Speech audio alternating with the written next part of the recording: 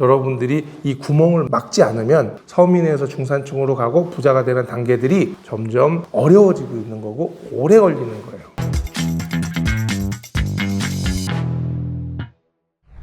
안녕하세요. 용주주TV 강용수입니다. 반갑습니다. 오늘은 여러분들에게 부자가 되는 법칙에 대해서 설명드리도록 하겠습니다. 일단은 쉽게 우리가 예를 들어서 물을 담는 항아리 아시죠? 큰 항아리가 있다고 한번 가정해 볼게요. 거기에 우리가 월급을 타서 매달 항아리에다 붓습니다. 남편의 월급을 붓거나 아니면 미혼이신 경우에 혼자 그 월급을 그 항아리에다 부면 항아리에 물이 차겠죠. 물이 차서 그게 계속 차 올라갈 겁니다. 그 항아리라는 곳이 어떻게 보면 통장 이렇게 보면 되겠죠. 항아리에 계속 물을 집어 넣습니다. 그런데 그 항아리의 하부에 구멍이 뚫려져 있어요.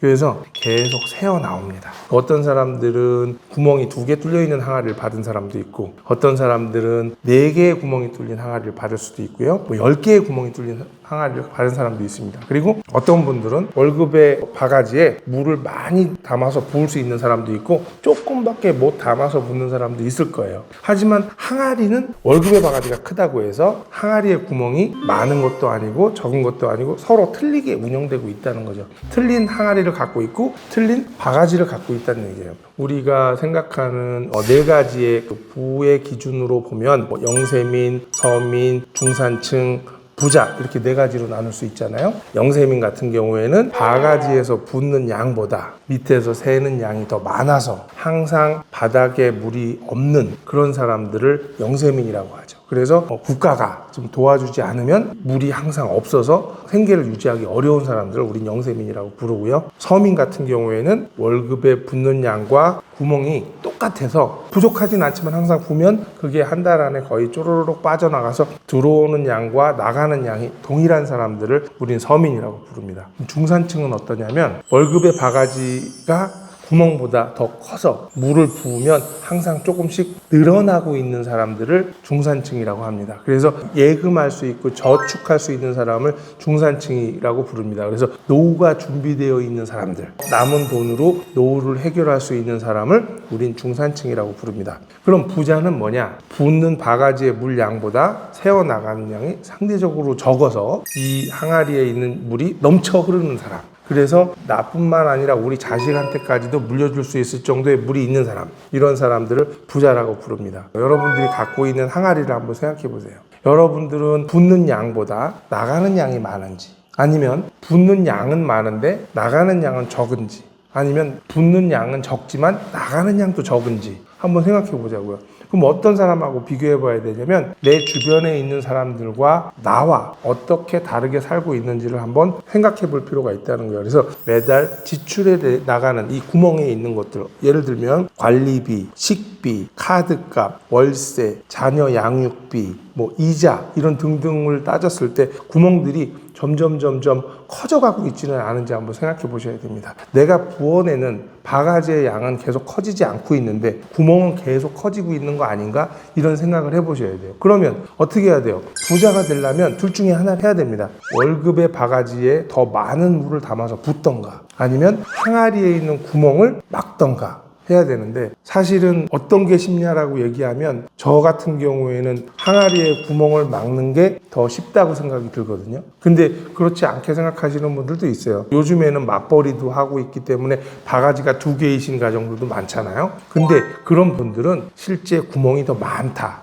그래서 계속 쌓여나가지 않고 있는 거예요. 우리가 힘들게 벌은 돈들이 무의미하게 계속 새어나가고 있다는 거죠. 그리고 이 월급의 바가지는 한 달에 한 번밖에 못 부지만 이 항아리는 매 시간, 하루 1시간 간격으로 아니면 매일 간격으로 계속 새어나가고 있기 때문에 여러분들이 이 구멍을 막지 않으면 서민에서 중산층으로 가고 부자가 되는 단계들이 점점 어려워지고 있는 거고 오래 걸리는 거예요. 근데 여러분들이 잘 기획을 해서, 아니면 월급이 많아서, 월급의 바가지에 물이 많아서 여러분들이 운 좋게 항아리를 가득 채울 수 있다 라고 한다면 그때부터 여러분들은 투자라는 것을 시작할 겁니다. 근데 대부분 대한민국의 투자는 주식도 있고 여러 가지 있겠지만 주로 내 집을 장만하거나 아니면 부동산을 취득하는 이런 테마로 여러분들이 취득해 나가실 거예요. 근데 2가지의 상위에 수도꼭지 밸브가 있습니다. 오른쪽에는 수익형 자산을 담는 항아리가 있고요. 왼쪽에는 차익형 자산을 담는 항아리가 있습니다. 차익형 담는 항아리에는 물을 담아 놓으면 그 항아리가 점점 커지거나 줄어듭니다. 근데 그 물이 순환하지는 않아요. 근데 이 항아리가 운 좋게 커져서 그 많은 물의 양을 얻어낼 수는 있는데 잘못하면 항아리가 쭉 줄어들죠. 근데 이 항아리를 만들려면 또 대출이라는 게 이어져서 내 전체 항아리에 큰 구멍이 하나 생겨서 물이 또 콸콸콸콸 새고 있는 그런 구조가 또 생기는 거죠. 그래서 수익형을 하거나 차익형을 하거나 똑같은 항아리를 만들고 지출은 늘어납니다. 하지만 수익형 자산은 이 항아리 사이즈는 크게 커지지도 않고 크게 작아지지도 않지만 여기서는 매달 현금의 파이프라인이라는 게 만들어집니다. 그래서 수익형 자산에서 나온 현금 흐름이라는 게 생겨서 내가 일하지 않아도 수익을 안겨주는 수도꼭지가 하나 생기는 거죠. 그게 현금의 파이프라인입니다. 근데 그거를 계속 반복해서 투자해 나간다면 점점 파이프의 굵기와 수도꼭지가 커지면서 물의 양이 증가됩니다. 그래서 계속 이거를 반복해 나가다 보면 내 월급 바가지에서 보여주는 한 달에 한 번 붓는 그 바가지의 물량보다 수도꼭지 현금의 파이프라인에서 나오는 물의 양이 더 많아지는 순간 여러분은 진정한 행복한 부자가 되는 겁니다. 그래서 더 이상 일하지 않아도 내가 내 월급보다 이 현금의 파이프라인에서 나오는 자산이 더 많아지면 여러분은 이제 나는 행복한 부자가 됐구나 라고 선언하셔도 된다는 거죠. 간단한 설명을 드렸는데 이걸 만들어내는 과정은 물론 차익형과 수익형으로 나눠서 말씀드렸지만 현금의 파이프라인을 만들어서 계속 내가 월급보다 자산에서 나오는 소득이 많아지려면 굉장히 오랜 시간을 반복해야 합니다. 중간에 차익형으로 가시거나 이렇게 잘못된 투자를 해서 한번 실패를 보게 되면 자꾸 이자의 구멍들이 커져요. 지출의 구멍들이, 항아리의 구멍들이 계속 생겨나거든요. 그거를 점점 막아내면서 계속 현금의 파이프라인을 만들어낸다면 여러분은 나중에 어마어마한 부자의 단열에 올라갈 수 있습니다. 하지만 한순간에 부자가 될 수는 없습니다. 계속 조금씩 늘려나가다 보면 나중에는 엄청난 부자가 되는데 제가 자산을 읽어본 그래프를 보면 처음부터 대각선으로 올라가는 자산의 상승이 만들어지지 않고 MC의 제곱의 커브를 그리는 것처럼 거의 완만하게 올라가다가 상승해 나가는 그 자산의 흐름을 볼 수 있습니다. 이건 물론 자산의 합도 맞고요. 현금 흐름의 합도 맞습니다.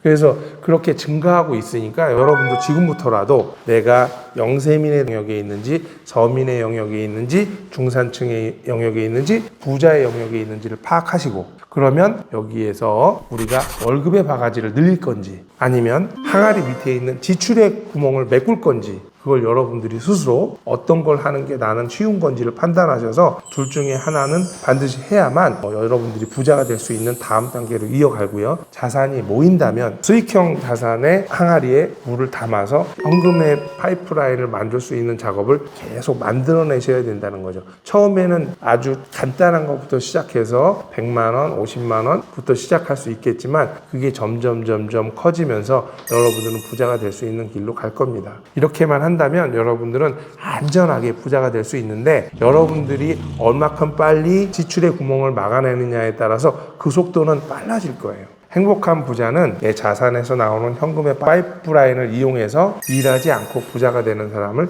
행복한 부자라고 얘기할 수 있는 겁니다. 여러분도 그런 길로 오시길 제가 응원드리도록 하겠습니다. 이상으로 마치겠습니다. 감사합니다.